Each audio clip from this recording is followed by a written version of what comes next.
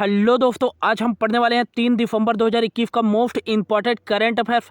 तो लास्ट तक बने रहिएगा। यदि अच्छा लगे तो चैनल को सब्सक्राइब जरूर कर लीजिएगा। तो चलिए स्टार्ट करते हैं। आज का पहला क्वेश्चन है, हाल ही में किस भारतीय एथलीट को वर्ल्ड एथलेटिक्स के द्वारा वुमेन्स ऑफ द ईयर का पुरस्कार दिया गया है? तो राइट आंसर जगह अंजुम बाबी जॉर्ज को युवा लड़कियों को खेल के लिए प्रेरित करने एवं तैयार करने के लिए वर्ल्ड एथलेटिक्स के द्वारा वुमेन्स ऑफ द ईयर पुरस्कार दिया गया है। 2013 में पेरिस वर्ल्ड चैंपियनशिप के कुश्ती में कांस्य पदक जीतने वाली पहली भारतीय महिला अंजुम बाबी जॉर्ज हैं। इन्हें 2002 में अर्जुन पुरस्कार से भी सम्मानित किया जा चुका है। वर्ल्ड एथलेटिक्स की बात करें तो इसकी स्थापना 1912 में की गई थी और इसका जो स्थापना किया गया था वो स्वीडन स्टॉकहोम में किया गया था, लेकिन वर्तमान में इसका हेडक्वार्टर मोनाको में स्थित है। सेबेस्टियन कोई इसके हेड हैं, ये याद रखिएगा। और वर्ल्ड एथलेटिक्स को ऑफिशियली तौर पर कहा जाता है international association of athletic federation के रूप में जाना जाता है। अगला क्वेश्चन है, हाल ही में राष्ट्रीय प्रदूषण नियंत्रण दिवस कब मनाया गया है? तो इसका राइट आंसर जगह हाल ही में 2 दिसंबर को भोपाल गैस त्रासदी में जान गंवाने वाले लोगों को याद करने के लिए हर वर्ष 2 दिसंबर को मनाया जाता है राष्ट्रीय प्रदूषण नियंत्रण दिवस। और भोपाल गैस त्रासदी कांड कब हुआ था? तो 1984 में हुआ था, 2 से 3 दिसंबर के बीच।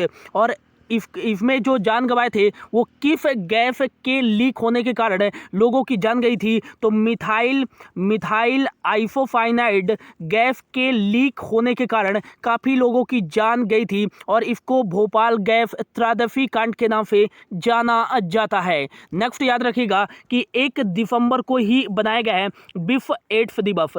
विश्व एड्स दिवस 1 दिसंबर को बनाया गया है और 1 दिसंबर को ही बॉर्डर सिक्योरिटी फोर्स ने अपना 57वां स्थापना दिवस बनाया है। और 2 दिसंबर को बनाया गया है कंप्यूटर साक्षरता दिवस। और दास्ता उन्मूलन का अंतर्राष्ट्रीय दिवस कब बनाया गया है? तो 2 दिसंबर को ही बनाया गया है। अगला क्वेश्चन है, हाल ही में हार्नबिल महोत्सव 1 दिसंबर से किस राज्य में शुरू हुआ है? तो राइट आंसर जगह नागालैंड राज्य में हार्नबिल महोत्सव 1 दिसंबर से शुरू हुआ है और यह 1 दिसंबर से 10 दिसंबर तक आयोजित होने वाला महोत्सव है। 10 दिनों के लिए यह महोत्सव बनाया जाता है नागालैंड में। नागालैंड की जो राजधानी है वो है कोहिमा और दीमापुर यहाँ की लार्जेस्ट सिटी है और यहाँ के मुख्यमंत्री नेफ्यू रियो हैं। जगदीश मुखी यहाँ के गवर्नर हैं। एक याद रखिएगा, नुक्लू फोम का नाम, नुक्लू फोम विटली अवार्ड प्राप्त करने वाले एकमात्र भारतीय हैं जो कि किस राज्य से बिलोंग करते हैं? वो नागालैंड राज्य से बिलोंग करते हैं। अगला क्वेश्चन है, हाल ही में इकोनॉमिक इंटेलिजेंस यूनिट द्वारा प्रकाशित कॉस्ट ऑफ लिविंग इंडेक्स 2021 के अनुसार दुनिया का सबसे महंगा शहर कौन सा बन गया है? तो राइट आंसर जगह तेल अबीब जो कि इजराइल में स्थित है। और इकोनॉमिक इंटेलिजेंस यूनिट द्वारा एक रिपोर्ट प्रकाशित की गई थी, cost of living index report, और इसमें जो दुनिया का सबसे महंगा शहर बना है वो बना है तेल अबीब।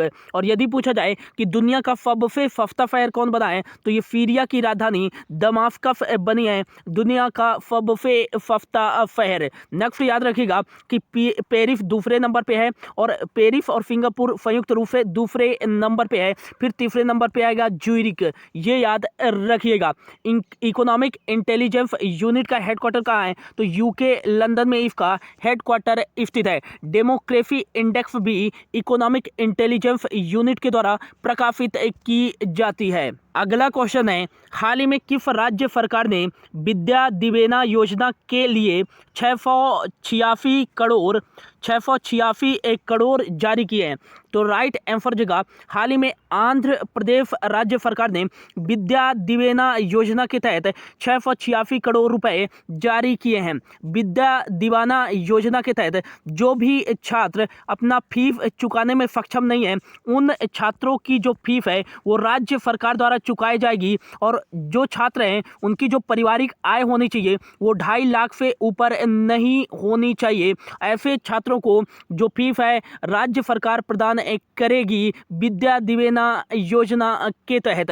आंध्र प्रदेश की राजधानी क्या है? तो आंध्र प्रदेश की राजधानी है अमरावती। यहाँ 3 राजधानियां होती थी, लेकिन हाल ही में आंध्र प्रदेश राज्य सरकार ने एक बिल पारित किया है जिसमें 3 राजधानियों को समाप्त करके केवल आंध्र प्रदेश की एक राजधानियां ही बनाई जाएगी और वो होगी अमरावती। यहाँ के मुख्यमंत्री हैं YF जगन मोहन रेड्डी और यहाँ के जो गवर्नर हैं वो है बिश्व भूषण हरिश्चंद्रन, ये भी याद रखिएगा। अगला क्वेश्चन है, हाल ही में संजीव कौंसल को किस राज्य का नया मुख्य सचिव नियुक्त किया गया है? तो राइट आंसर देगा हरियाणा राज्य का मुख्य सचिव नियुक्त किया गया है संजीव कौंसल को।